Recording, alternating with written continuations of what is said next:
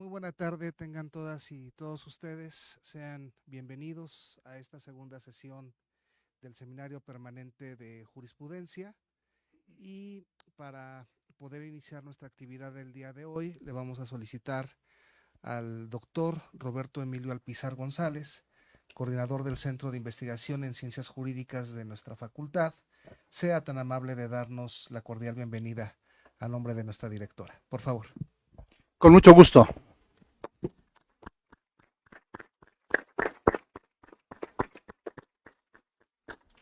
Primero que nada quisiera agradecer la generosidad, el, la comprensión y sin duda la disposición también de las y los alumnos de nuestra querida facultad, de las y los maestros también que nos acompañan aquí, los compañeros maestros que están con ustedes, comprometidos siempre con la academia y con la docencia.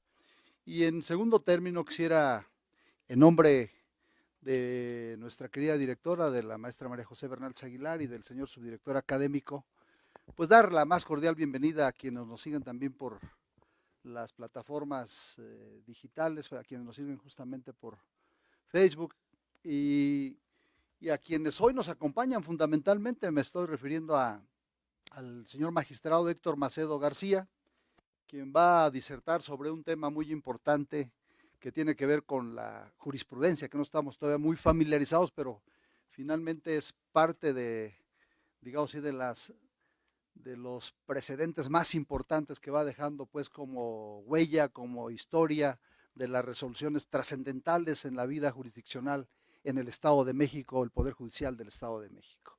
Quiero también, por supuesto, agradecer mucho al doctor Ricardo Sepúlveda, quien es el responsable, el coordinador y compilador del sistema de tesis, de estas tesis de la jurisprudencia del Poder Judicial del Estado de México, que también se encuentra aquí con nosotros, y agradecerle que esté aquí con nosotros, que su interés sobre todo en hacer que este tema tan importante de la jurisprudencia sea difundido entre la comunidad universitaria y que cada día nos vayamos familiarizando más con este tema de la jurisprudencia en nuestro estado. Y por supuesto no puedo dejar de agradecer también a mi compañero, al doctor Irán Raúl Piña Livien, quien es el responsable de la Facultad de Derecho y particularmente el Centro de Investigación, a quien le ha encargado, a quien le ha confiado nuestra directora este tema tan trascendental, pues, para la vida institucional del Estado de México, pero particularmente para la universidad y en particular para la Facultad de Derecho de la Universidad Autónoma del Estado de México. Así es que sean todas y todos bienvenidos y están en su casa. Hay que preguntar, hay que reflexionar, hay que preguntar mucho sobre estos temas. No se queden con las dudas. Esa es la buena disposición que trae, pues, la institución del Poder Judicial de nuestro Estado y hay que aprovecharlos al máximo. Por su atención, muchas gracias.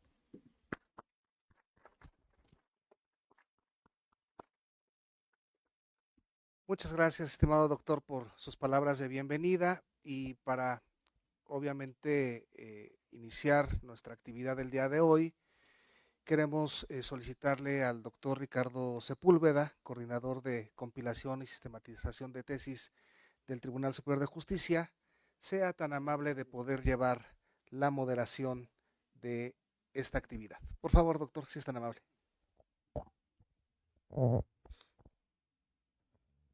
Muchas gracias, muy buenas tardes a todas y a todos. Me da mucho gusto, además de volverme a encontrar aquí en esta segunda sesión del Seminario Permanente de Jurisprudencia, que por cierto es una iniciativa, hasta donde yo sé, me dedico a esto, única en el país. No sé de otro seminario de jurisprudencia como este y por lo tanto pues es especial agrado poder continuar con esta iniciativa que se realiza entre el Poder Judicial y la Facultad de Derecho de la Universidad, y además hoy encontrar un grupo nutrido de interés para analizar estos temas. Antes de darle la palabra a nuestros expositores y presentarlos, quiero simplemente recordar que el modo como hemos diseñado este seminario, que como su nombre lo dice, es una actividad académica orientada al análisis, a la reflexión, al diálogo. Ahorita lo decía Roberto, efectivamente, ojalá y haya mucha participación. Está también orientado de una manera práctica, ¿no? Lo que vamos a procurar durante estas sesiones es que haya una primera parte que sea expositiva, más teórica, de algún tema de la jurisprudencia que corresponda, y otra, el análisis de alguna de los criterios más recientes emitidos por alguna de las instancias del Poder Judicial, pero que sea expuesto por su ponente, por su autor. Y ese es el caso de tener hoy aquí al querido magistrado Héctor Macedo. Sin embargo, hoy vamos a hacer un pequeño cambio. Vamos a comenzar primero con la exposición de una tesis de jurisprudencia que salió publicada en diciembre, y luego pasaremos a la parte académica, pensando en que podamos desahogar esta sesión en 1 hora y cuarto, de manera que también ustedes puedan prever un poco sus tiempos y procurando no alargarnos de más, porque también ustedes tienen algunas actividades, como es lógico, que para que se puedan incorporar a ellas.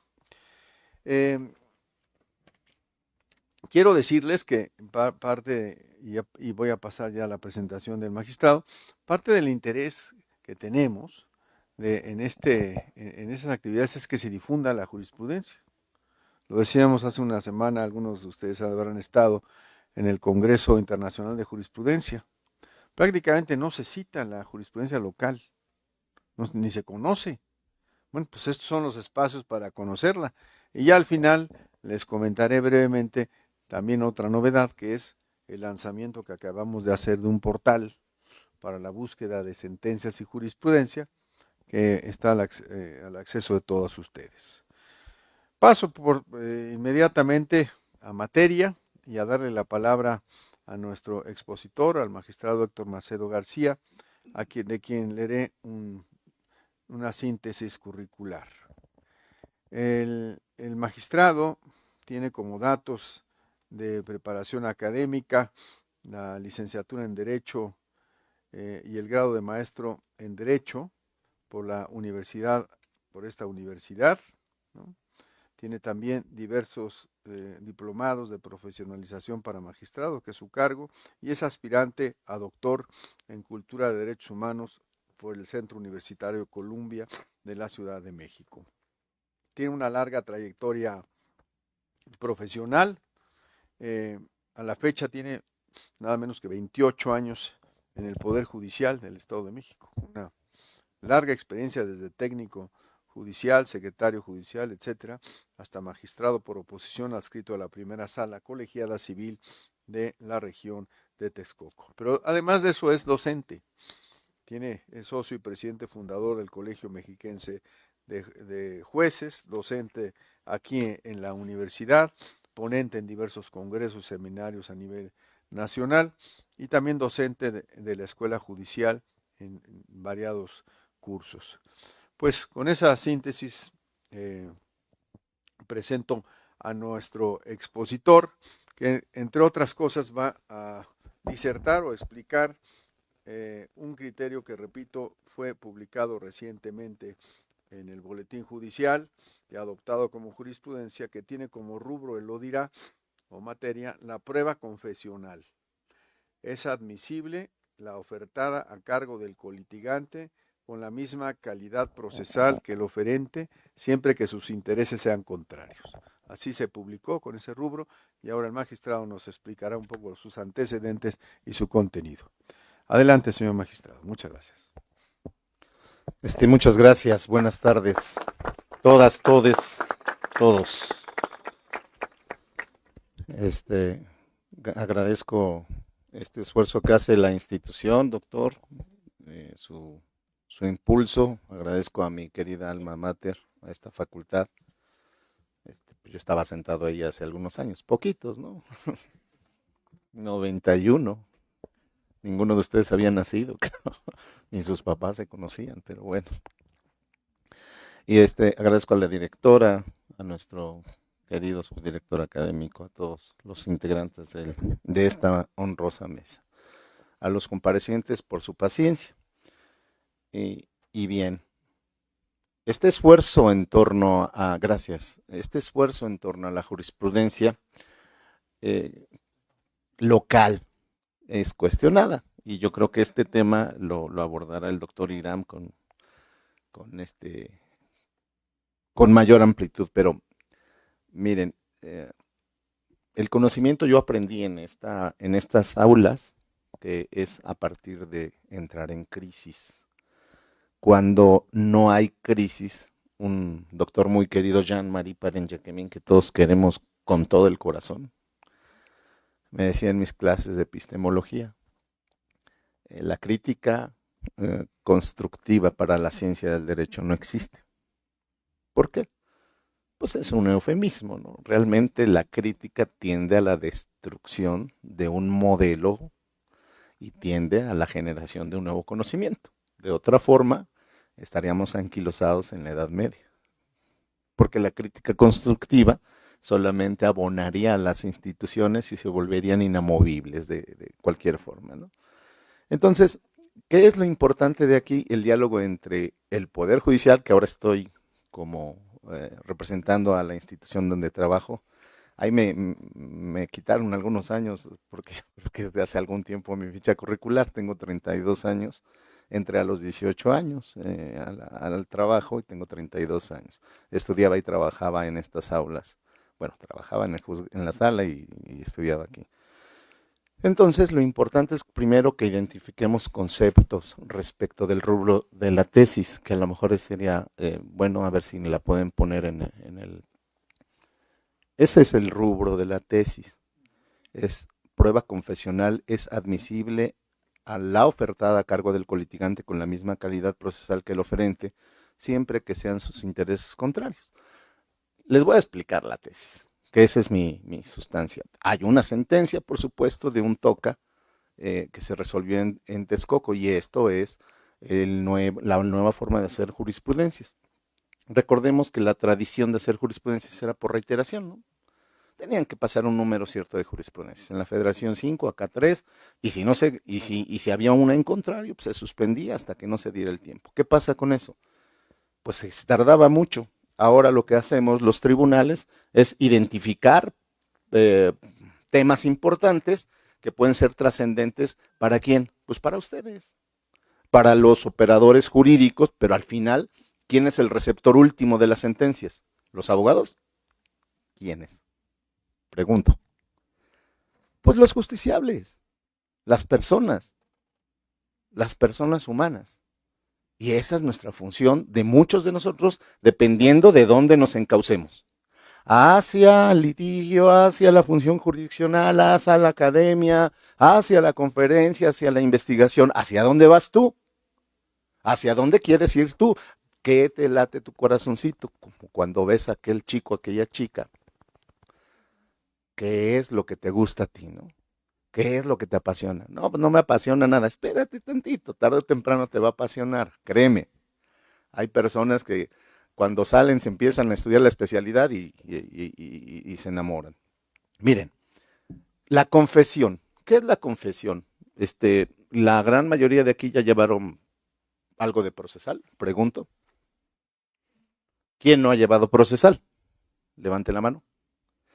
Ah, no, pues entonces voy a hablar con términos técnicos elevados, así pues ya no voy a tener problema de diálogo con ustedes, ya estoy con unos especialistas en esa área, ¿sale? ¿Qué es la confesión? ¿Alguien quiere comentarlo? Así es como si estuviéramos en clase, somos una comunidad. Adelante. Sí, tú. Una prueba basada en hechos propios, sí. ¿Alguien más? ¿Cuál es la característica más importante de la confesión? Pensemos, ¿la confesión puede favorecer a quien la realiza? ¿Sí o no? No. ¿Vale? No. La regla general es que la confesión solamente se puede tomar en cuenta en cuanto a lo que le perjudica a quien lo absuelve. Porque si no, imagínense, el actor dice, me debes, y el demandado dice, no me debes, y tuviera valor las dos confesiones, pues seguiríamos en la misma circunstancia, no saldríamos del problema. Esa es la primera hipótesis. Luego, hablemos de partes formales y partes materiales. ¿Recuerdan esos términos? Por supuesto que se lo saben, nada más que de repente necesitamos hacerle así al CPU, quitarle un poquito a la curva del olvido y recordarlo. ¿A través de qué? A través de estos ejercicios de venir a explicar. La parte material son todos los que participan en el proceso y la parte formal normalmente son las partes involucradas. Y es en materia, acuérdense que estamos en juicios civiles, juicios civiles. Olvidémonos del penal, olvidémonos del laboral, olvidémonos del familiar, olvidémonos del administrativo. Juicio civil. Normalmente las partes son actor y demandada. Pero hay una figura en el proceso que se llama litisconsorcio, que es una pluralidad de personas que pueden comparecer. Entonces el actor puede ser formado por una persona o más. Y los demandados también por una o más. Entonces ahí les va el caso, ¿no? Viene una persona y dice, vengo a demandar a Samsung, ya no recuerdo, vamos a ponerle un almacén.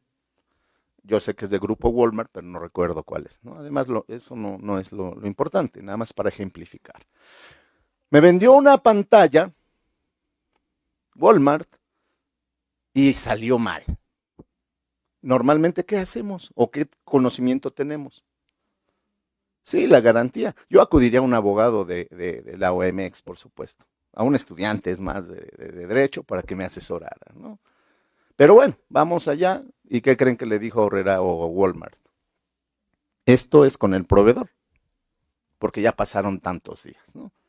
Recuerden que esto es un contrato de adhesión, ¿no? ¿Qué significa el contrato de adhesión? Que ellos ya tienen las cláusulas, ¿no? Y nosotros nos sometemos tácitamente al mismo. O sea, las letras chiquitas que nunca leemos. Y como es un acto mercantil, por regla general, versa acerca de estas circunstancias de los usos y costumbres mercantiles, ¿no? Bueno, entonces, normalmente las dos partes, la actora y la demandada, son en contrario. Entonces, cuando tú ofreces una prueba confesional, la parte actora, ¿de quién sería la confesional? Si yo soy la actora, ofrecería la confesional ¿de qué parte? Perfecto, muy bien contestado. A cargo de la parte demandada, es decir, mi contraparte, ¿sí? ¿Puedo ofrecer una testimonial de la demandada? No, porque su naturaleza es la confesional. Y entonces, normalmente, los colitigantes, es decir, mi contrario, tienen intereses comunes. ¿Cuál es el interés común del demandado? O de los dos codemandados en este caso. ¿Escucho más fuerte? Sí, bueno, ese sería el tuyo como abogada, ¿no? Ganar el caso. Pero de ellos, el actor busca la condena, ¿no? ¿Y el demandado? ¿Qué buscaría? Que no se le condene o la absolución procesal. Es decir, que no se le condene absolutamente a nada. Entonces, pues ellos dos parece que tienen el mismo interés o la misma finalidad. Y entonces viene una de esas dos partes, Walmart, y ofrece la confesional de Samsung, porque Samsung le dice a Walmart, no te hagas, tú eres el que debe responder a esta obligación. Y Walmart dice, no, es de fábrica, tú lo tienes que responder, tú págale. O sea, creo que en un país más civilizado, pues el más poderoso debería decir, pues aquí están los 20,000, no, creo que costó 12,000 pesos, ¿no? Pero si no hubiera estos ejercicios jurisdiccionales, no estaríamos platicando de ellos en este momento, ¿no? Y creo que el Estado de Derecho para eso es, para que prevalezca y podamos ejercer y aplicar las normas jurídicas, ustedes como operadores y nosotros como parte de la operación jurídica que es la impartición de justicia. ¿Hasta ahí alguna duda? ¿No? Bueno, entonces viene y ofrece la prueba confesional y el juez dice, no te la puedo admitir a ti porque tú, Walmart, y tú, Samsung, tienen el mismo interés. persiguen el mismo interés, que es la absolución. Quieres que no te condenen y los dos tienen el mismo fin, por lo tanto son colitigantes. Bye. Por regla general pareciera que así fuere, ¿eh? Digamos, es la regla general. Vamos a poner otro ejemplo. Una parte demandada o dos son coarrendatarios. Los dos firmaron el contrato de arrendamiento y el otro de subarrendamiento. Son coarrendatarios. Ahí sí, porque el contrato es el mismo, pues parece que no tuvieran los mismos o la posibilidad de ofrecer la prueba confesional. Ojo, cada caso, cuando hay una jurisprudencia o una interpretación, se tiene que revisar. Por favor, grábense esto. Las normas generales de interpretación son casuísticas. Pareciera una contradicción, ¿no? Pero no lo es. Cada caso es distinto. Por eso, así como dice el programa, dile no a las drogas, dile no a los formatos. ¿Vale? Oye, pásame un formatito de contestación de un ejecutivo mercantil, pues tú que ya litigas, ¿no? O uno de una demanda. No. Hay que meterse al libro, hay que buscar a los expertos, a tu facultad, que seguramente la gran mayoría de los docentes estamos dispuestos a apoyarte. ¿Correcto? Y entonces, ¿qué pasa? Le dice el juez, no te la admito porque son la misma parte y solo la confesional se puede ofrecer respecto de la contraparte. Y van a apelación, es decir, ante el Tribunal de Alzada, que en el Estado de México es integrado por una sala colegiada de 3 magistrados. No en todo el país es así, en otros hay salas unitarias. Y en algunas zonas aquí también. Entonces, el apelante nos dice, ¿sabes qué? Pues yo sí tengo interés porque lo que quiero demostrar es que quien tiene la responsabilidad de pagar es Samsung y no yo, Walmart. ¿Y sabes por qué? Porque quiero ofrecer una prueba pericial para demostrarte que durante el traslado de la bodega de Aurrerá acá, yo me enteré que se les cayó la televisión. Así que hay una prueba pericial que yo tengo que ofertar, porque si no, me vas a condenar a mí. ¿Qué hacemos los magistrados? Yo analizo el caso, hago un proyecto de resolución, lo pongo a consideración en una mesa con los 2 integrantes y lo sesionamos, es decir, analizamos la casuística y después vemos si es importante o trascendente. Antes de que entrara esta nueva forma de generar jurisprudencia, y por el impulso del doctor Ricardo, se ha dado mucha difusión. Ya habíamos tenido un caso similar, pero todavía no era algo que pudiéramos elevar a jurisprudencia. Cuando llega este caso a la sala, empezamos a preguntar a los jueces, y los jueces tenían criterios diversificados. Unos decían que sí, otros que no. ¿Para qué sirve la jurisprudencia? ¿Qué dice el artículo 14 constitucional en su parte final? Que los juicios del orden civil se resolverán conforme a la. Primero, yo sé que sí saben, nada más háganle así al CPU. Letra. Segundo, conforme a su interpretación. Primero, literalidad. Segundo, su interpretación, que es precisamente esto, la jurisprudencia, una de las herramientas interpretativas. Y tercero, si no hay de esas dos, los principios generales del derecho. Artículo 16, me equivoqué. Parte final. ¿Sale? Entonces, lo que hacemos nosotros es interpretar la norma, esclarecer el punto y decirle cuándo la parte demandada, hay que analizar cada caso, tenga, como dice la tesis, intereses contrarios, es decir, yo voy a ser absuelto y él va a ser condenado. Yo no tengo la culpa, la tiene el doctor Ricardo, que lo condenen a él, que él pague.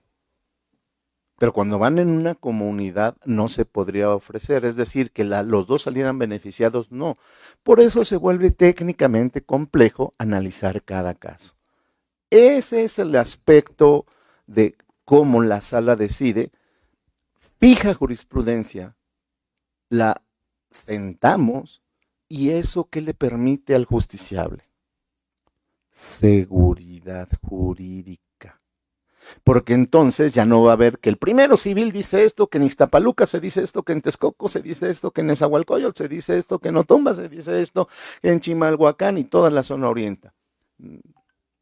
Eso es lo que pasó. Nosotros sentamos esta circunstancia para que fuera un precedente de jurisprudencia, no un precedente, perdón, sino una jurisprudencia por precedente, lo dije al revés, que bastó un solo caso que nosotros considerábamos relevantes y que generara un problema de interpretación entre diversos órganos jurisdiccionales. Hay una investigación informal detrás de esta determinación para relevar o revelar, más bien dicho, la trascendencia del criterio. Y por lo tanto esto le da seguridad jurídica al abogado, porque va a decir, pero no es tan sencillo, No, con la jurisprudencia voy a mandar, tengo un litisconsorcio pasivo o activo, porque cualquiera de los dos puede ser, y la verdad de las cosas, voy a ofrecer la prueba confesional en todos los casos. No. ¿Cuál es el elemento que hemos destacado? Que tiene que ser analizado de que los codemandados tienen intereses contrarios. Y en cada caso se verá si con la confesión de mi contraparte yo quiero obtener o adquirir un beneficio para perjudicarlo a él. Esto en términos procesales, obviamente, perjudicarlo a él es que él lleve toda la condena y que mi parte sea absuelta. ¿Por qué es importante para Samsung? Porque sienta un precedente de que en determinado tiempo, todavía, a pesar de que la proveedora dice 15 días, aquí con nosotros 15 días o un mes, ya lo demás con él, pues ya habían pasado varios meses. Y entonces corresponsabiliza de la venta o de la garantía a la empresa que es la proveedora del electrónico en este caso. Y es así como se sentó la jurisprudencia y es así como el día de hoy una excepción. La jurisprudencia forma un medio de integración porque no está regulado así. Y entonces, ¿qué hacen los magistrados? Analizan el caso, proveen la jurisprudencia y se integra como un mecanismo para, sin que pase por todo el proceso legislativo, iniciación, discusión, aprobación, sanción y publicación de la ley, su iniciativa, pueda el órgano jurisdiccional integrar la norma con base en lineamientos constitucionales y poder resolver la casuística para permitirle a las personas humanas tener acceso a la justicia. Y así se crea una jurisprudencia desde el ámbito de la sede judicial. Y pues ya no los aburro más. Sí. Sí, claro. Miren, a raíz de una reforma a nivel federal, tenemos, un poquito más arriba, por favor, tenemos que la estructura de la jurisprudencia, lo primero que ubicamos en ella es la época. La época es, a nivel federal y a nivel local, son eventos relevantes de carácter legislativo, de carácter de reforma constitucional o algún hecho relevante dentro de las normas jurídicas o de los acontecimientos constitucionales que le dan vida a las épocas. Por ejemplo, aquí la tercera época arranca o parte de que hubo una nueva ley orgánica en el Poder Judicial en 2022, si no mal recuerdo, fue publicada a iniciativa del Pleno del presidente doctor Ricardo Sodi, que es el verdadero creador de este sistema de jurisprudencia y es el que empieza a construir el presidente actual del Poder Judicial, un rompimiento de paradigma, porque esto pues no se tenía. Después viene quien emite la tesis, ¿no? La Junta Plenaria, y al final se ubica de qué zona es. La Junta Plenaria solamente va a tener vinculatoriedad. ¿Qué quiere decir esto? Que solo los juzgados que están adscritos a la sala de Texcoco son los que están obligados a observarlos. ¿Cuándo será para todo el Estado? Cuando el pleno del tribunal, es decir, todos los magistrados, la suban a jurisprudencia obligatoria en todo el Estado. Mientras tanto, solamente es regional.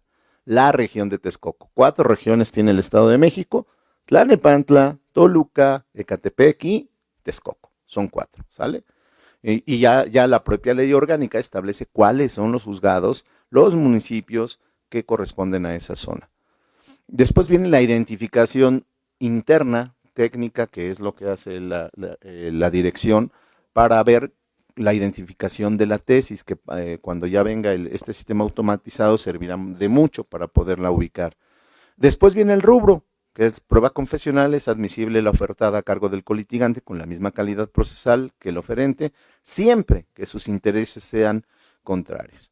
Luego viene la narración de los hechos. ¿De dónde se extrae la narración, el criterio y la justificación? De la propia sentencia. Es una herramienta técnica que hace la Junta Plenaria, pero que es revisada técnicamente y es la forma final y la forma efectiva para darle fuerza semántica y que sea vigente y entendible. Es un trabajo conjunto, pero ya el toque final, digamos, la pincelada final, la forma que se va a publicar es por parte de la dirección, y ellos son los que nos apoyan para darle un sentido técnico a esta parte. Luego viene la narración de los hechos. Es más o menos lo que les expliqué. Un litisconsorte ofreció la prueba confesional a cargo de su colitigante. La persona juzgadora inadmitió porque consideró que la persona a cargo de quien se pretendía su desahogo se encontraba en el mismo plano de legitimación. Es lo que les decíamos. Son demandados, entonces no tienen derecho a ofertar la prueba. Y la judicial, entre más conocimientos sobre temas específicos, independientemente de que te guste o no el área, te vuelves una persona más especializada. Y al final, pues viene la forma en que se llevó a cabo la votación, la fecha de resolución y el ponente que fui su servidor. Esta es la forma que la tesis está integrada. Muchas gracias, doctor.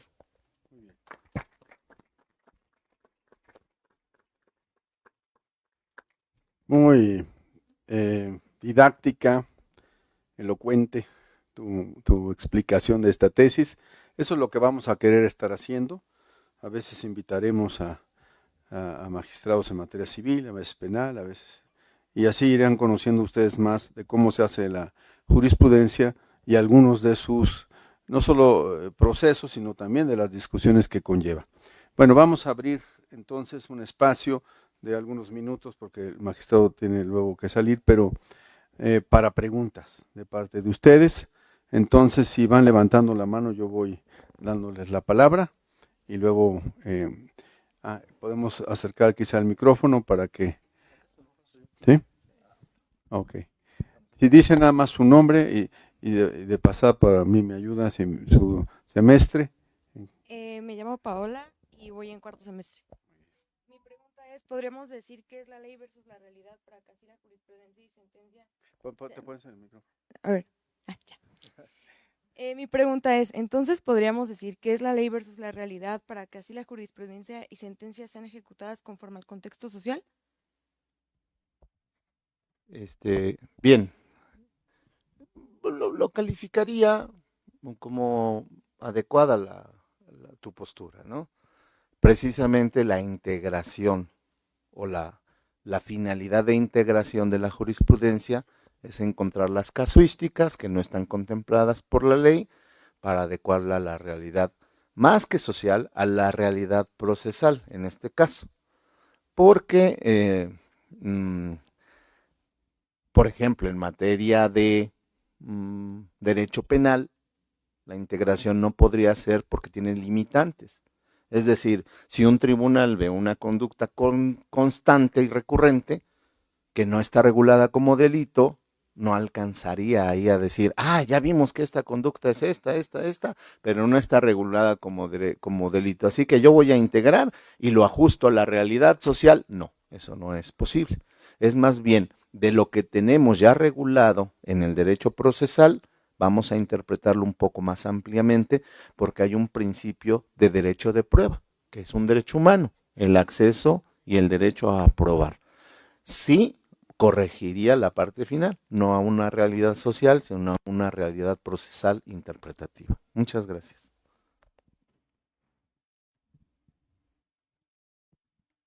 Muchas gracias también por tu pregunta, Paola. ¿Alguna otra pregunta?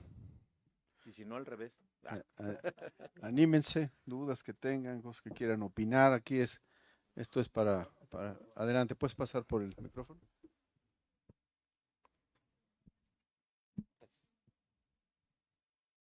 ¿Qué tal? Buenas tardes. Hola. Alexander Ballesteros, cuarto semestre. En el caso planteado, como lo menciona, del caso de la demanda de Samsung y una bodega del grupo Walmart, ¿no sería algo ventajoso y antijurídico el cambiar de intereses para perjudicar a una parte? ¿Me podrías explicar un poquito más, por favor? Bueno, como lo entendí, Ujú. la persona que compra la pantalla Sí, hace una demanda sí, por la garantía. sí. En este caso, demanda a Walmart y dice no, que A los dos. a los Demanda a dos, los dos. bueno, a los dos. Entonces Walmart dice no, es responsabilidad de Samsung. Es correcto. El hecho de cambiar bueno, de que su intención sea perjudicar o salir de la responsabilidad jurídica no es algo ventajoso.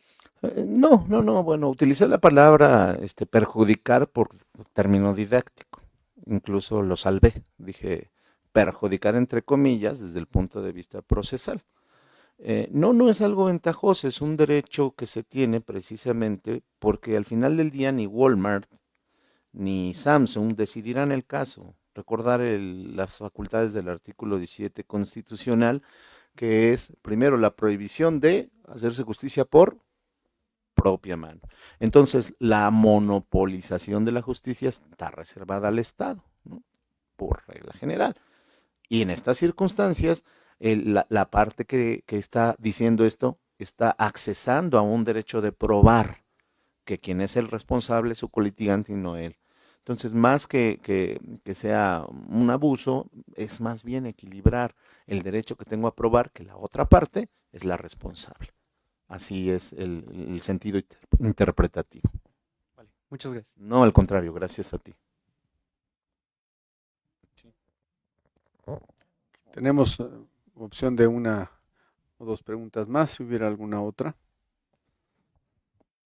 Alguno de sexto semestre. ¿No hay por allá? Muy bien, no, pues la verdad sí. Bueno, pues pido un aplauso para el magistrado por su presentación. Y antes de que te retires, Roberto. Perdón, sí surgió la pregunta, claro. Siempre es momento.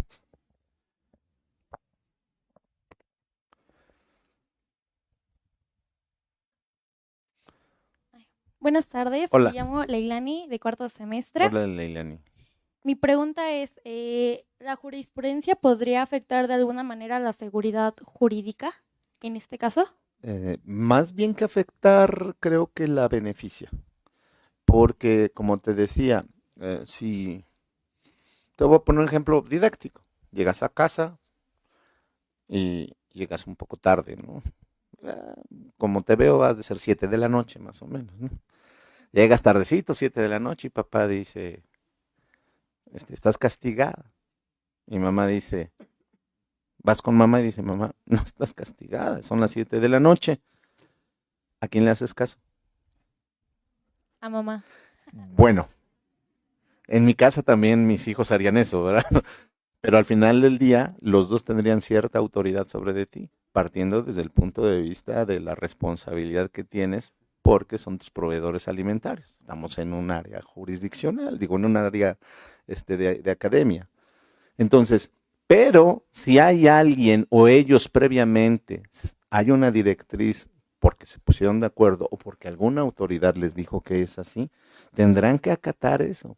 Entonces, papá dice, ¿estás castigada? Mamá dice, no, porque la autoridad dijo que no la podemos castigar. ¿Qué va a decir papá? Pues sí, tienes razón, hay que hacerle caso a una autoridad. Entonces eso permite que la justicia sea más homogénea y que cada abogado tenga la certeza de que cuando plantee esto va a admitirse la prueba. Al contrario, es para seguridad jurídica. Gracias. Muchas gracias. No al contrario.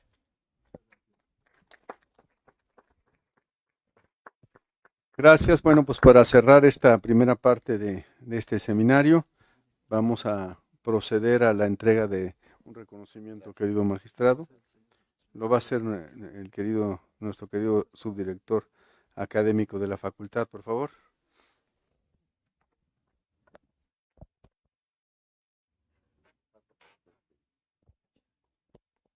Buenas tardes, un gusto saludarles.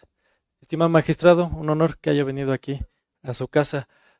Como forma de agradecimiento de esta intervención, le expedimos la siguiente constancia que dice a la letra: la Facultad de Derecho y su Centro de Investigación en Ciencias Jurídicas otorgan la presente constancia al doctor Héctor Macedo García por su destacada participación como ponente con el tema El sistema de jurisprudencia del Poder Judicial del Estado de México en el seminario permanente en jurisprudencia llevado a cabo en el Auditorio Dr. José Francisco Velázquez Mejía, Ciudad Universitaria, Toluca, México, a 24 de abril de 2024, Patria, Ciencia y Trabajo 2024, conmemoración del 60 aniversario de la inauguración de Ciudad Universitaria. Firman al calce la maestra María José Bernaldez Aguilar, directora, el doctor Jorge Alejandro Vázquez Caicedo, subdirector académico, y el doctor Roberto Emilio Alpizar González, coordinador del Centro de Investigación en Ciencias Jurídicas. Muchas gracias.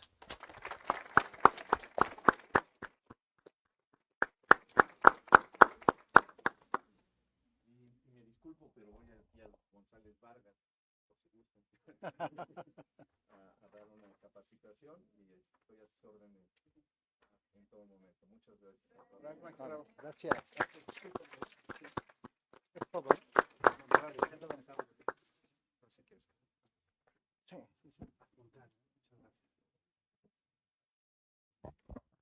Muy bien.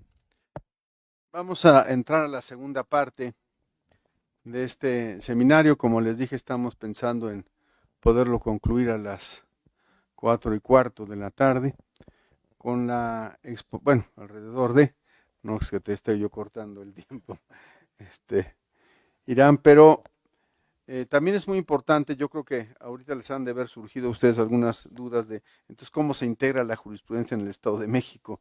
Y eso es precisamente lo que le corresponde exponer hoy a nuestro segundo expositor, que ustedes conocen bien, porque es, entre otras cosas, catedrático aquí de esta universidad. Y deja nomás encontrar esta ficha curricular, aquí la tengo.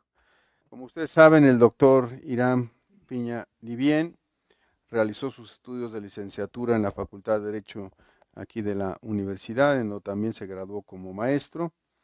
Tiene el grado de doctor desde el 2005, cursó estudios de especialidad en diversas materias, se ha desempeñado como director aquí en la Universidad de Asuntos Legislativos, fue abogado general y secretario de la Rectoría, tiene por lo tanto una trayectoria tanto académica como directiva en la universidad y actualmente es profesor e investigador de tiempo completo aquí en la universidad, integrante del cuerpo académico consolidado de estudios constitucionales y de la Red Internacional de Estudios Constitucionales. Ha sido y es investigador nacional nivel 1 y además es uno de los coorganizadores de este seminario. Pues entramos en materia ahora con el tema de la exposición de cómo funciona el sistema de jurisprudencia del Estado de México, que como ustedes saben es innovador, ¿no? Y por lo tanto pues hay cada vez que conocerlo mejor y para echarlo a andar y para ponerlo en práctica. Muchas gracias, Irán, pasamos contigo. Un aplauso.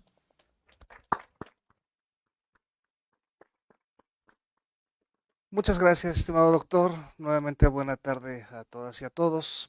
Trataré yo de ser muy sintético en mi exposición, no solamente por la obviedad del tiempo, sino porque la presentación que yo tengo para ustedes, pues sí llevaría un poquito más de holgura en el tiempo y sobre todo porque el aspecto de la jurisprudencia tiene una serie de cuestiones muy técnicas que hay que ir revisando con mucho detenimiento. Pero voy a tratar yo en esta presentación y en las diapositivas que también para quienes por la disposición del auditorio no nos alcanzan a visualizar, podrían a través de Facebook Live van a estar pasando. Sin embargo, bueno, también dejo el material para la consulta de cualquiera de ustedes. Y comenzaríamos primeramente con una cuestión básica, esencial para el conocimiento de la jurisprudencia. Siempre vamos a requerir de un marco de carácter conceptual, es decir, necesitamos un concepto de jurisprudencia, no de un autor nada más en particular, hay muchos, ¿sí? La literatura al respecto es demasiado vasta.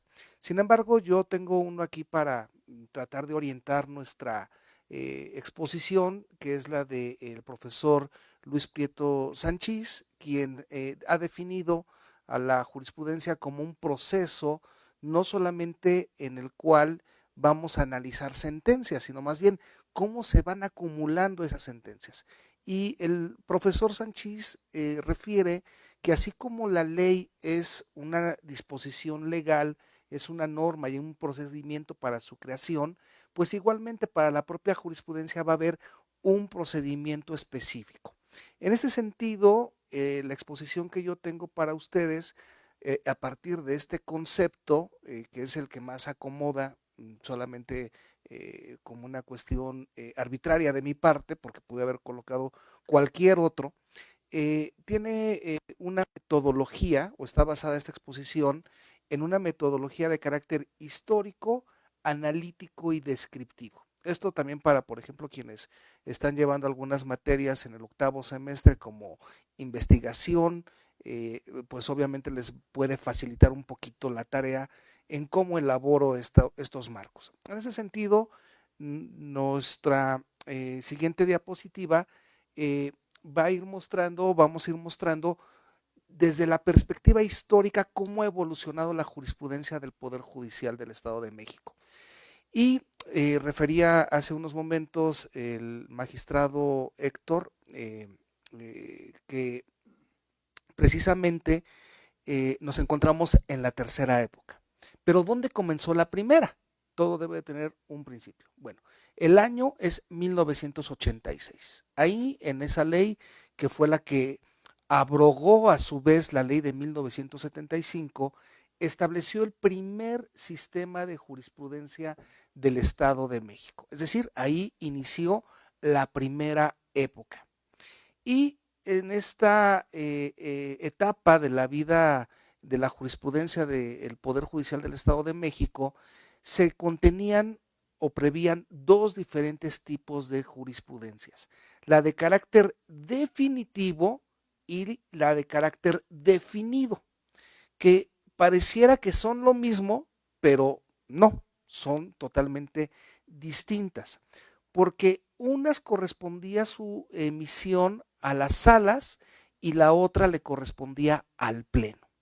Sin embargo, era en cuanto a su formación, se requerían de 5 sentencias, ¿sí? Hay ciertas particularidades tanto de la primera como de la segunda que voy a tratar de no, más bien las voy a omitir en este momento para no hacer demasiado técnica la exposición.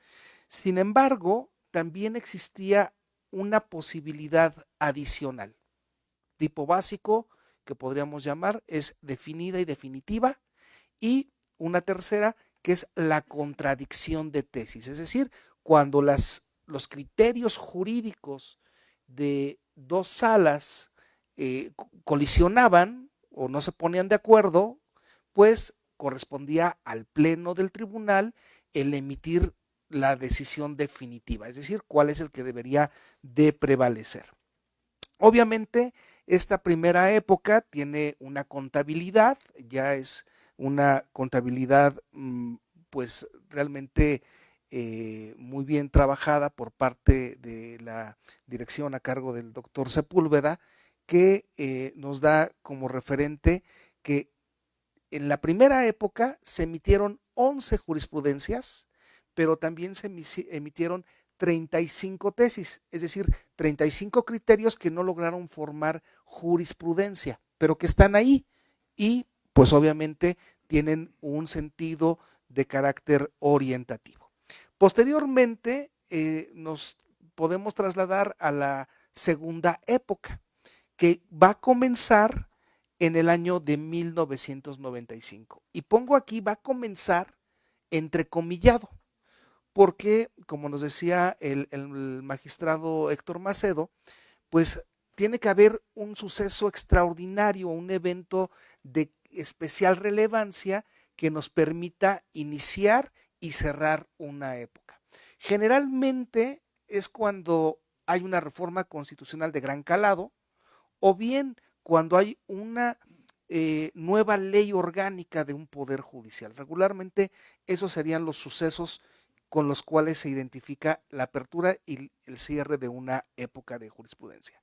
En ese sentido, más adelante vamos a ver en otra diapositiva que hay un momento de descontrol, trato yo de justificarlo desde el punto de vista académico, de que no había en el Poder Judicial del Estado de México la familiaridad con el inicio y el cierre de las épocas de la jurisprudencia, ni con el manejo de la misma, ¿sí? Obviamente, esta primera época fue cerrando hasta el año 2010, es decir, no cerró en el año 95, sino que cerró hasta el 2010 y en 2010 inició la segunda época de la jurisprudencia. De manera sintética podemos señalar que la ley del 95 se basa o se monta, si me permiten la expresión coloquialmente hablando, se monta sobre la estructura del antiguo o del referente inmediato que es la ley del 86. Pero aquí vamos a ir encontrando que durante el lapso de tiempo que tuvo vigencia la ley del 95, sufrió varias modificaciones. Algunas muy importantes son en el 96, en el 2003, 2004 y en el 2016. Fueron reformas a la ley orgánica, pero en estos momentos precisos tuvo impacto precisamente en el ámbito de la jurisprudencia. Por ejemplo, podemos señalar que en 1995 la jurisprudencia igualmente podía emanar de las salas, pero una característica particular de la jurisprudencia del 95 es que se consideraba que era una fuente de interpretación obligatoria para los jueces y los magistrados del Estado. La de 86 no lo decía, 95 dice sí. Sin embargo, esta disposición de obligatoriedad fue suprimida del texto a partir de 1996. Es decir, solamente tuvo vigencia un año esta disposición. Por eso les decía, mi exposición es de carácter histórico, analítico y descriptivo para poder comprender en qué momento nos encontramos hoy día situados.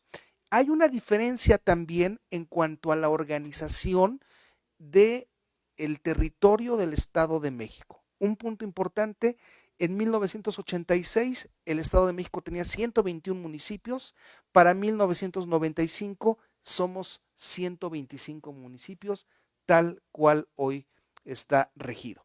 Si podemos ir avanzando en las diapositivas, por favor.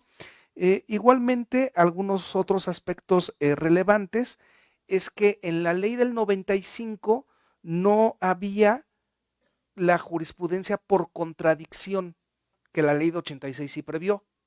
Bueno, en 1996 se reforma la ley y se introduce la jurisprudencia por contradicción. ¿Esto qué nos denota? Que no ha sido un tema acabado, que ha sido un tema que ha ido evolucionando a lo largo del tiempo y que no hemos tenido un sistema, o no habíamos tenido un sistema sólido, robusto, porque iba como que cambiando con el paso del tiempo. Quítale, ponle, agrégale, y esto indudablemente pues también produjo un impacto sobre la producción de jurisprudencia. Durante esta segunda época se publicaron 41 jurisprudencias y 188 tesis, es decir, un poquito más del triple de lo que se publicó o se produjo en nivel de jurisprudencia durante la primera época. Y posteriormente, les decía yo, hay una diapositiva, la de 2010, es la que tiene exactamente esa la del calendario. Aquí, con la magistratura del doctor Baruch Delgado Carvajal, se da por alguna circunstancia un viraje para abandonar la primera época y poder iniciar la segunda mediante un acuerdo de parte del Pleno. Y esto, pues obviamente representó en ese momento un parteaguas. ¿Por qué?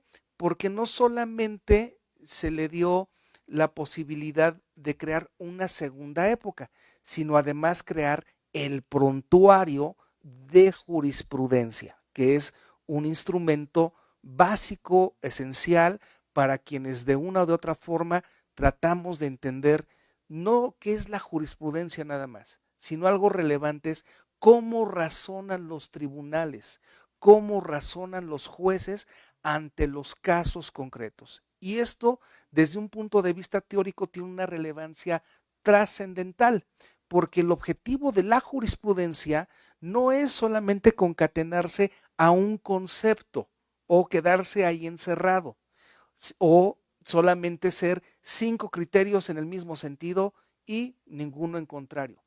La jurisprudencia, de acuerdo a la teoría del juez Holmes del siglo XIX, es la teoría predictiva, que es saber o atisbar cómo va a fallar un juez, un tribunal, con respecto al caso que yo le voy a plantear, e inclusive tratar yo de evitar llevar un juicio a sabiendas de que el fallo va a estar previamente determinado, salvo que mi caso sea paradigmático o sea un caso de extrema relevancia y que así lo considere el propio tribunal, el propio juez.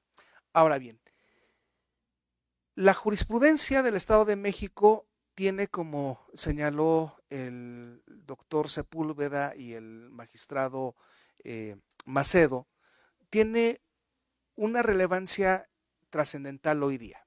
¿Por qué? Porque no solamente se crea una nueva ley, no solamente se abrogó la ley del 95, sino que además se incorpora un nuevo sistema de jurisprudencia, en donde este sistema contiene 3 importantes. Le damos a la siguiente, de favor. Muchas gracias, doctor, por la atención de ayudarnos con las diapositivas. Hay una tipología en nuestra jurisprudencia vigente en el Estado de México. Esta tipología la constituye la jurisprudencia por reiteración, la jurisprudencia por precedente y la jurisprudencia por contradicción. ¿Sí? Son 3 diferentes tipos de jurisprudencia. Jurisprudencia por reiteración, es decir, sentencia tras sentencia tras sentencia. Ya no se exigen 5, se exige solamente el cumplimiento de 3, pero no necesariamente de una misma sala, puede ser de diferentes salas. En unas láminas más y en unos momentos más voy a presentarles yo a ustedes, les voy a compartir para que podamos también todos de manera didáctica captar esta idea que al final nos dejó sentada el magistrado Macedo. ¿Cómo está el Estado de México organizado? Si continuamos, por favor. En este mapa vamos a encontrar que hoy día el Estado de México cuenta con 4 regiones que son las que nos señalaba el magistrado. La zona o la región Toluca, la región Texcoco, que es la que está hacia mi izquierda, la región que corresponde a Ecatepec, que es la de color azul, y la región de Tlalnepantla, que es la de color anaranjado, ¿sí? Esas son 4 regiones, es decir, si lo viéramos en contraste con el ámbito de la federación, serían circuitos o microcircuitos, si me permiten didácticamente tratar de darle una orientación distinta o una terminología, pero son regiones. Y ahí es en donde, por ejemplo, la tesis de jurisprudencia, perdón, la jurisprudencia por precedente que emitió el magistrado solamente se aplica a los juzgados, a los tribunales que corresponden a su región. En este caso, ¿de dónde proviene la ponencia del magistrado Macedo? ¿Alguien lo escuchó o lo leyó? De Texcoco. ¿Qué color sería? ¿Azul, verde, rojo o anaranjado? Rojo, exactamente. ¿Qué pasaría o qué se necesitaría para que, como dijo el magistrado, ese criterio se aplique en todo el Estado de México, que el pleno del tribunal así lo considere? Y, por lo tanto, ese criterio ya sería un precedente obligatorio para todo el Estado de México y no solamente para una región en particular. ¿De acuerdo?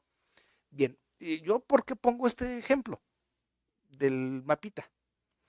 Porque me parece que didácticamente es como mejor podemos hacer nuestro análisis de cómo se conforma nuestra jurisprudencia en el Estado de México. Ahora bien, la jurisprudencia por precedente, ¿sí?, es un tema que también nos llega como un meteorito, porque no teníamos la costumbre de hablar de precedentes. Y generalmente cuando escuchamos la palabra precedente viene a nuestra mente esta perspectiva del derecho anglosajón, del derecho angloamericano o del derecho inglés, de los sistemas de common law, en donde uno de los criterios básicos orientadores es judge made the law, es decir, el juez hace la ley. Y el precedente va a significar que lo que hoy decido es solamente un criterio. Y ese criterio va a permanecer ahí, ahí va a estar, y probablemente en el futuro vendrá un caso análogo y otro juez de este mismo tribunal o el mismo juez que decidió, pues tomará el referente, lo revisará y dirá, ah, en el pasado fallamos así. Y a partir de este momento se convierte en un precedente con la reiteración de un siguiente caso. En nuestro Estado de México no es tanto de esa forma, ¿sí?, sino que más bien a partir de la interpretación que hagan, fíjense bien, ¿quiénes les compete hacer la jurisprudencia por precedente? El Pleno, en este caso de aplicación general a todo el Estado de México, pero para ello se requiere de una votación unánime, es decir, no hay mayorías. Si un magistrado no está de acuerdo, simple y sencillamente no hay jurisprudencia por precedente. Le corresponde también a otras instancias novedosas o aparentemente novedosas. Una ya vieja conocida es la Sala Constitucional del Poder Judicial del Estado de México. A la Sala de Asuntos Indígenas, que ha resuelto asuntos, sí, pero aún no llega todavía a concretar una jurisprudencia por precedente. ¿Cuáles son los aspectos relevantes de estas dos salas que van a interpretar o cuál es su ámbito de interacción? Fundamentalmente en materia de derechos humanos y de constitucionalidad de las normas en el Estado de México o los conflictos que se dan en el Estado de México. Y finalmente le corresponde también a las juntas plenarias. Las juntas plenarias, si regresamos la diapositiva, son las que se radican en cada una de las regiones. En cada región hay tres juntas, hay tres por materia civil, materia penal y materia familiar. Esas son las 3 materias que hay en nuestro estado en cada una de las regiones, ¿sí? A cada una le va a corresponder 3. Y finalmente, pues cómo estamos en materia de jurisprudencia, ya también para yo ir cerrando mi intervención. Pues al día de hoy, y esto pues aquí el doctor Sepúlveda, cada día que pasa, cada semana, cada mes, mis datos me los va moviendo, pero no tanto el doctor, sino más bien la producción de interpretación que hace el propio tribunal y sus instancias competentes. Yo me había quedado en un estudio que realicé hasta el mes de diciembre, se habían producido 15 jurisprudencias. Al día de hoy tenemos 19 jurisprudencias que están también a su disposición en un par de tablas. En esta primera tabla podemos ver por órgano cómo ha ido evolucionando. El Pleno ha emitido una sola jurisprudencia que tiene que ser o es sobre precedente, pero en materia penal.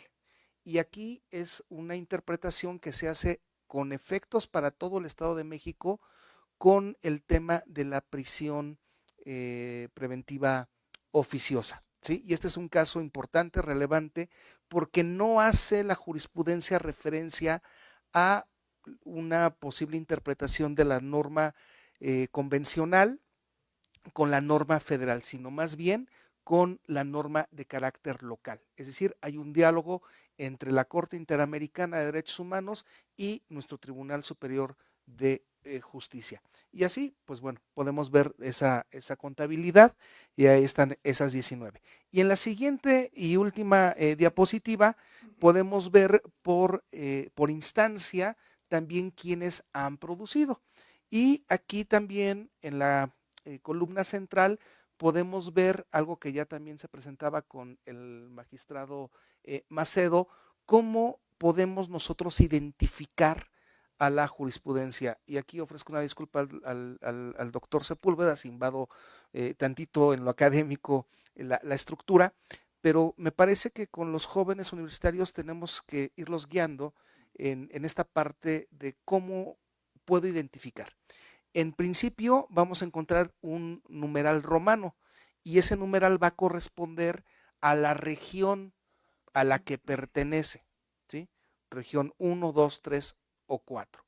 Y enseguida vamos a encontrar si, por ejemplo, se trata, si es de la primera, de la segunda sala, ¿sí? Va a ir seguido de una S y posteriormente si es en materia civil, en materia familiar, en materia penal y posteriormente lo que ha ideado el doctor Sepúlveda es un código o la asignación de un código numérico consecutivo. Y este número consecutivo es el que nos va a ir acompañando también de la fecha de publicación en el boletín del Poder Judicial del Estado de México. Bien, para concluir mi intervención, pues no me restaría, además de agradecer a todos ustedes su asistencia, su interés en este seminario, pues señalar que la jurisprudencia en el Estado de México es una excelente oportunidad que tenemos de podernos acercar a no solamente aspectos técnicos, sino a revisar cómo históricamente nuestro máximo tribunal local ha venido evolucionando en el tiempo, sino también cómo ha podido aquilatar su experiencia de interpretación. Sabemos que el derecho no es una obra concluida, que es una obra que tiene que irse adecuando, que tiene que irse perfeccionando, pero seguro estoy que esta nueva etapa de la jurisprudencia en nuestro Estado de México será y lo es un referente a nivel nacional e internacional. Muchísimas gracias y quedo a sus órdenes.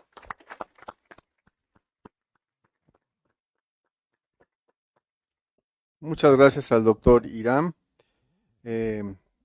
Como ustedes recordarán, la primera sesión del seminario hablamos sobre la situación de la jurisprudencia en las entidades federativas y su limitado desarrollo, su prácticamente inexistencia, para decirlo fuerte. Y a partir de ahí, que era como el marco general, hoy abordamos la temática de cómo funciona el sistema de jurisprudencia en el Estado de México, como él lo explicó, un sistema novedoso que lo que busca es imprimir dinamismo, ¿no? Y ese dinamismo pues implica conocimiento. En ese sentido, muchas gracias, doctor Irán, y vamos a pasar en estos últimos minutos a alguna pregunta y luego haremos algunos avisos finales. Las preguntas que con todo gusto quieran hacer en estos últimos momentos, por favor. Nuevamente, si dices tu nombre, por favor, y semestre. Claro, mi nombre es Ramiro, voy en cuarto semestre. Mi pregunta es, entonces, ¿por qué se dice que los jueces con la llegada de las jurisprudencias se apegan a estas y dejan de lado la interpretación en la resolución de problemas? Porque se ha venido diciendo mucho como ese conflicto, ¿no? Que para que los jueces como que ya les hacen como el trabajo las jurisprudencias y solamente ya como que el caso ya está resuelto, pero ¿dónde queda la interpretación de ellos, no? Sí, de hecho, esa facultad interpretativa del juez nunca va a dejar de existir, siempre, o sea, finalmente esa es la función de un juez. Sin embargo, la jurisprudencia puede tener o no un efecto vinculante. Y en la ley del 86, perdón, en la ley del 95, sí era algo que se contenía de manera estrictamente directa. De hecho, incluso en la historia de la jurisprudencia en México, si revisamos el siglo XIX, había inclusive un tema de responsabilidades administrativas y hasta penales para los jueces en el ámbito federal que no aplicaran o no acataran la jurisprudencia. Y es más, tenían que resolver conforme a la propia jurisprudencia. En el contexto actual, el juez tiene total y absoluta no solamente conducción de los procesos y de los procedimientos, sino que también tiene diferentes sistemas de interpretación de la norma, ¿no? Y aquí, pues indudablemente, si bien la literalidad ayuda mucho, no es la única cuestión que tiene que revisar un juez. Por el contrario, me parece que el juez tiene que tener una visión muy periférica, muy amplia, de los métodos de interpretación del derecho y sobre todo de tener la sensibilidad de saber si tiene que aplicar o no algún tipo de perspectiva, si es una perspectiva de infancia, una perspectiva de género o simple y sencillamente de derechos humanos, ¿no? Si tiene que aplicar una interpretación conforme, es decir, cada asunto le va a ir moldeando al juez o lo tendría que ir moldeando de qué manera tendría él que interpretar. Sin embargo, el juez es un ser humano y su obra es falible. Y para ello, pues obviamente está la estructura judicial que permite la revisión de los fallos.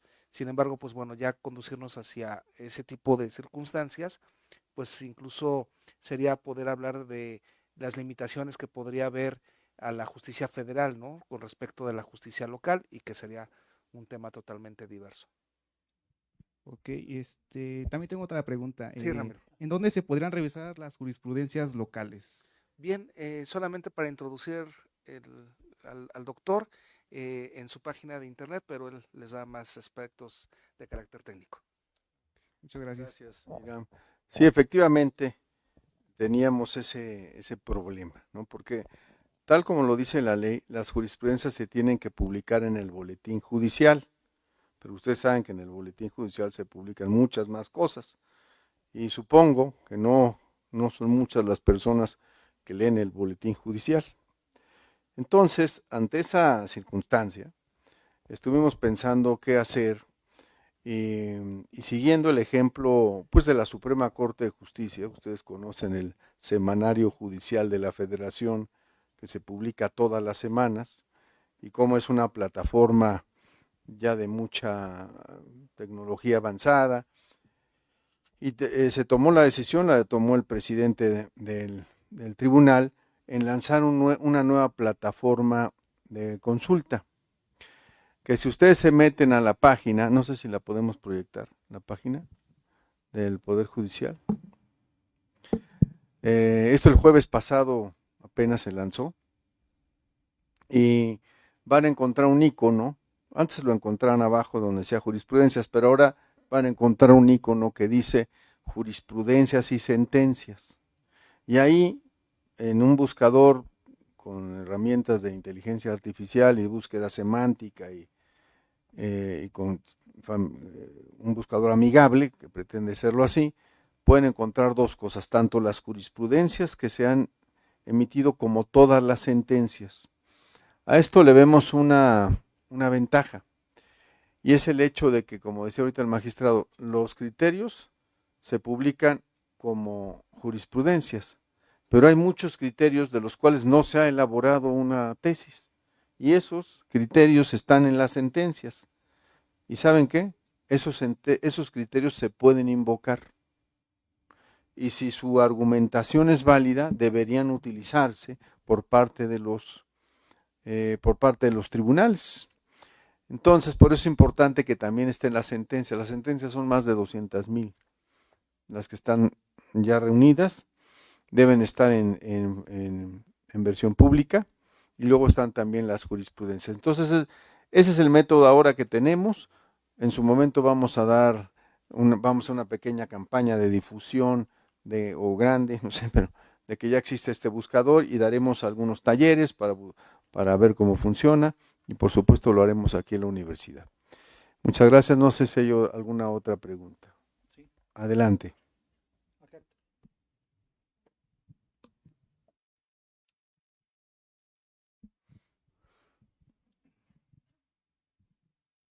Bueno, soy Brittany de cuarto semestre y mi pregunta sería, ¿cuándo pierde vigencia o validez una jurisprudencia?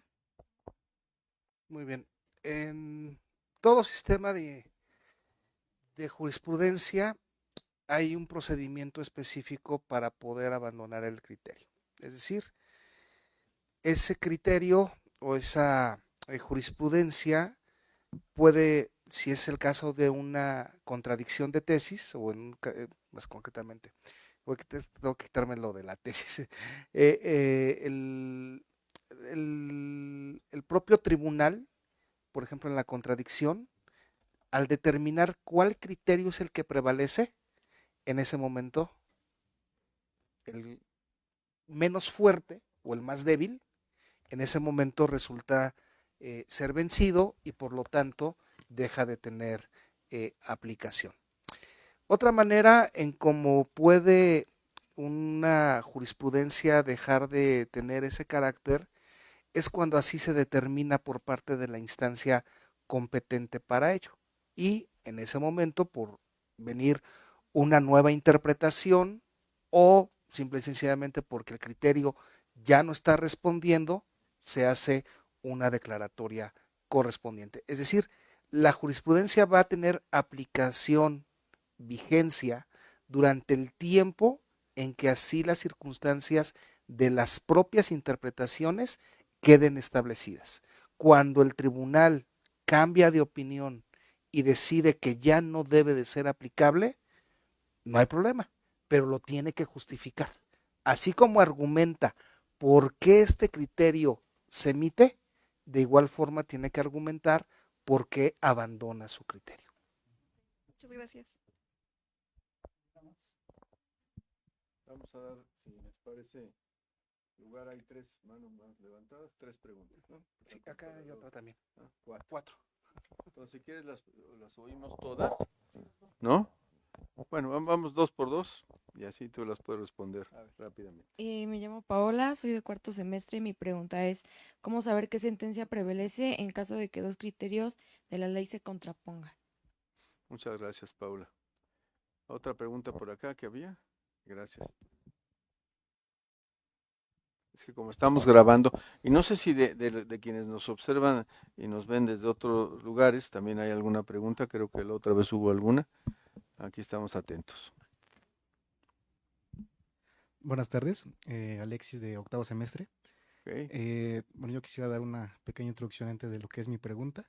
Como tal, la misión de la jurisprudencia entendemos que es vigilar la estricta observancia de la ley y unificar la interpretación de ella para poder así dar una mejor resolución, ¿no? Para la o el acusado, ¿no?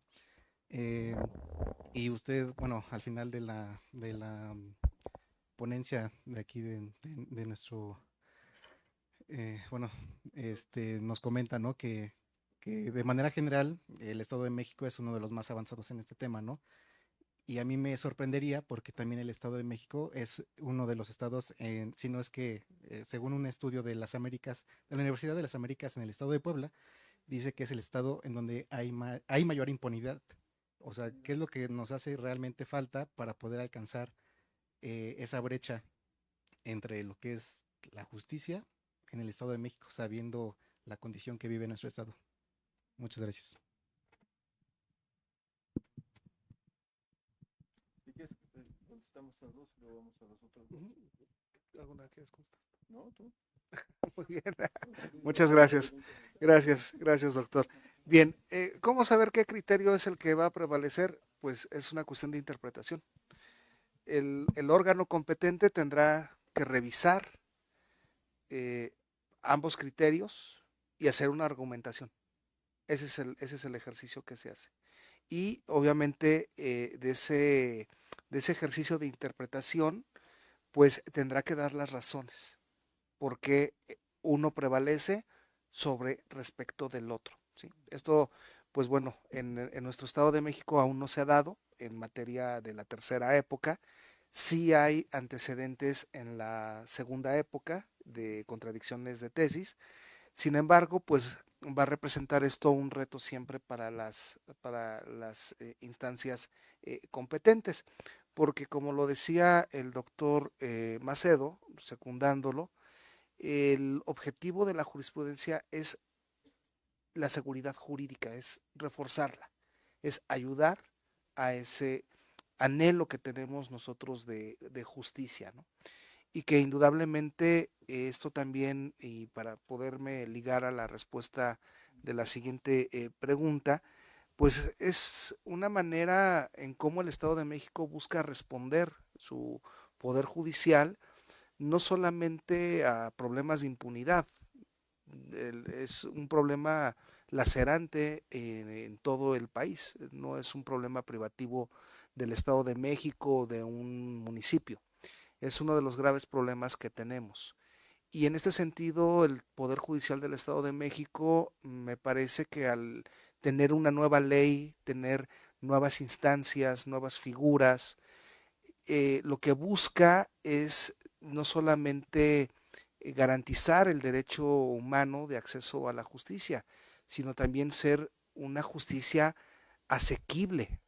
Hay figuras nuevas, novedosas, en las cuales las barras, los colegios de abogados, de profesionistas, pueden, inclusive los propios litigantes, los académicos, quienes tengamos un interés por que se resuelva un asunto o porque tenemos y consideramos que hay una opinión de nuestra parte, podemos entablar una acción no jurisdiccional, sino amigable, ¿sí?, con el tribunal y sostenerle un diálogo y decirle, ¿sabes qué?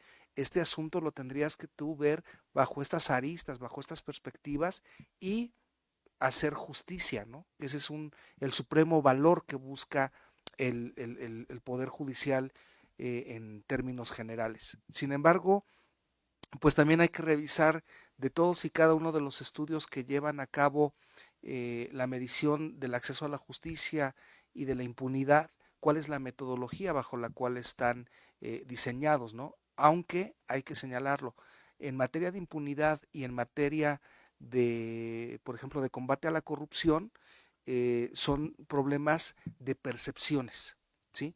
Sabemos también que hay cifras negras, delitos que no se denuncian, ¿sí? Y eso, pues indudablemente, lo que busca también el Poder Judicial es crear una nueva cultura de acceso a la propia justicia. Así sería mi respuesta para este tipo de cuestiones, ¿no? Con la impunidad. Y parte de la actividad que realiza tanto la universidad y el Poder Judicial, pues es este tipo de foros, este tipo de eventos que nos permitan a todos involucrarnos y hacernos partícipe como actores activos y propositivos para atender los problemas más lacerantes de nuestra sociedad. ¿Sería cuánto? Muchas gracias.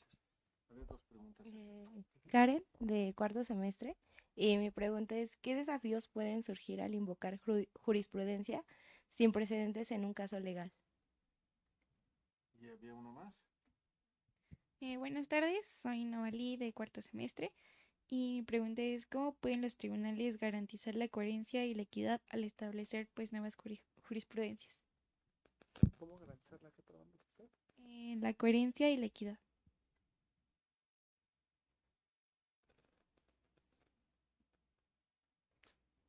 Bien. ¿Qué desafíos tiene la jurisprudencia? Cuando no hay un precedente, pues bueno, una vía para poder enfrentarnos y tratar de resolver un asunto es visualizarlo bajo una perspectiva de litigio estratégico, por ejemplo. El determinar que sea un caso que por su relevancia, que por su impacto, por su trascendencia, le pudiéramos nosotros dar un tratamiento diferenciado, no en un mal sentido de la palabra, sino más bien de tener una estrategia jurídica en la que inclusive la parte que defiende buscaría la mediatización, buscaría el acercamiento con otros actores, ¿no? Lejos de solamente encerrarse en la parte legal, ¿no? Sino sería una visión incluso de carácter internacional, ¿no? Con el propósito de incidir en un tema en particular, ¿no? Esa sería una parte, digamos, del desafío. Y en cuanto a cómo garantizar la coherencia y la equidad, pues bueno, precisamente este es uno de los temas que en los foros recientemente pues se ha venido presentando, ¿no? El objetivo de la interpretación jurídica y de la interpretación judicial particularmente es dotar de coherencia al ordenamiento jurídico. Es decir, tratar de revisar si hay lagunas, si hay antinomias y con ello tratar de resolver los problemas mediante la interpretación legal. Sin embargo, aquí también tendríamos que revisar de qué manera, y ese es un tema poco abordado en la literatura y también un tema poco abordado en el plano práctico, cómo las determinaciones judiciales impactan de manera significativa en la recomposición o la reestructuración de la propia ley, ¿sí? Hoy día asistimos a debates y análisis que a partir del enfrentamiento entre los poderes ejecutivo y judicial, e incluso el legislativo, pareciera que tenemos una suerte de poderes que están luchando por su preeminencia uno sobre del otro, ¿no? Y entonces aquí lo que se buscaría, una respuesta es, para poder garantizar esa coherencia y equidad, pues tendría que haber un buen diálogo, una buena comunicación, una buena coordinación. Pero sobre todo queda al foro jurídico también el hacer el análisis de la coherencia normativa y de la coherencia de la interpretación. ¿Para qué? Para que inclusive nuestra jurisprudencia en el Estado de México, nuestro modelo, tiene en el tema del precedente o de la jurisprudencia por precedente una figura que tiene que ver con la cosa juzgada refleja. Es decir, un litigante tiene un asunto que va a tratar de llevar a buen puerto, pero resulta que en el diálogo con algún colega o en el foro de su barra, de su colegio, se expone el caso y resulta que hay identidad en el caso. Y lo que puede hacer este abogado es solicitar que se aplique la jurisprudencia como una cosa juzgada refleja. Y con ello también dar mayor coherencia a las interpretaciones y mayor seguridad a los justiciables. Son varias respuestas que pueden haber para buscar la coherencia.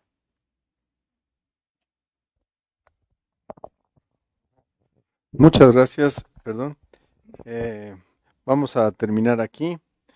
Me llama la atención lo bien planteadas que están las preguntas, hasta preparadas, se ve que las redactaron con anticipación, las pensaron bien, de distintos tipos. Felicito a quienes las hicieron y en general al auditorio, porque sé que reflejan también lo que muchos otros piensan. Y además me da gusto ver también a algunas personas que vinieron a la sesión anterior. Que bueno, esto se trata de ir formando todo un gremio alrededor de la jurisprudencia. Y yo creo que sí tiene efectos que a veces pueden no parecer tan directos, ¿no? Hablando de la impunidad. Porque por eso, ¿cuántas veces no pasa en el derecho que dices, todo este esfuerzo y la realidad no cambia? Pero sí cambia, nada más que de una manera quizá menos perceptible. Y además, no nos queda otra más que ir ganando batallas en distintos ámbitos. Y una es hacer mejor nuestro sistema jurídico. Y en un sistema formalista como el que teníamos, todo anclado en la ley, con una jurisprudencia meramente formal, pues le faltaba esa humanidad, ¿no? Entonces, yo creo que se han ido consiguiendo cosas y hay que estar en esta lucha. Pero también me parece bueno plantear retos y decir las cosas como son, porque si no cambiamos la realidad, estamos perdiendo el tiempo, ¿no? Hay que cambiar la vida de las personas, mejorarla. Bueno, pues para cerrar, antes de pasar a los reconocimientos, quiero, por un lado, decirles que ya aquí Sofía, colaboradora nuestra y exalumna, ¿no? Nos puso ya aquí la página en donde está el sistema de consulta para que ustedes puedan acceder a él. No sé si vieron de dónde provino. Estabas en la página principal, ¿no? Ahí está, sentencias y jurisprudencia. Ahí entran ustedes y entran al sistema, ¿no? Como repito, ya posteriormente lo iremos explicando más. Aprovecho también para comentar que en los próximos días, si no es hoy, será mañana, vamos a poner ya en la página de YouTube del Poder Judicial, en el canal de YouTube del Poder Judicial, todo el contenido del Congreso Internacional de Jurisprudencia. ¿Alguien fue al Congreso? ¿De quienes están aquí? Muy bien, ustedes dos. Compartan a sus compañeras y compañeros, pues con más razón, qué bueno que lo vamos a poder subir para que ustedes aprovechen alguna de las conferencias, entre otras de sus maestros, tuvo también nuestro querido subdirector, lo que ahí se dijo. Y por último, pues recuerden ustedes que cada mes nos vamos a reunir, no hemos fijado todavía la fecha, pero es alrededor de la tercera semana del mes. Lo hacemos algunas veces en miércoles a esta hora, ¿no? Entonces, pues nos vemos en un mes, ya seguramente con buenos avances. Vamos a proceder a los reconocimientos. ¿Sí? Ok.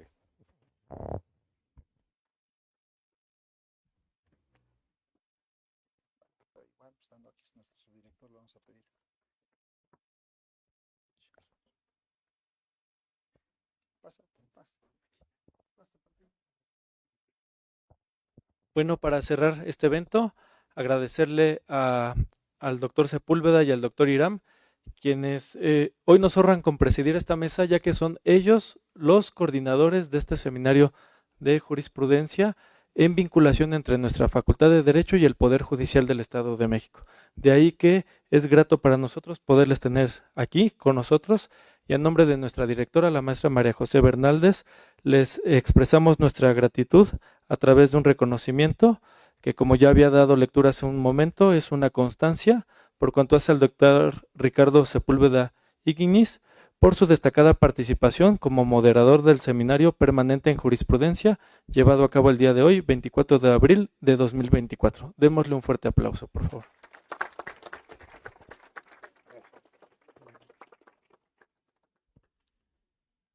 Y de igual manera para nuestro querido doctor Hiram Raúl Piña Livián, por su participación como ponente con el tema El sistema de jurisprudencia del Poder Judicial del Estado de México, también con las mismas características que le he dado lectura. Gracias, doctores, para nosotros es un honor poderle escuchar siempre. Un abrazo y un aplauso.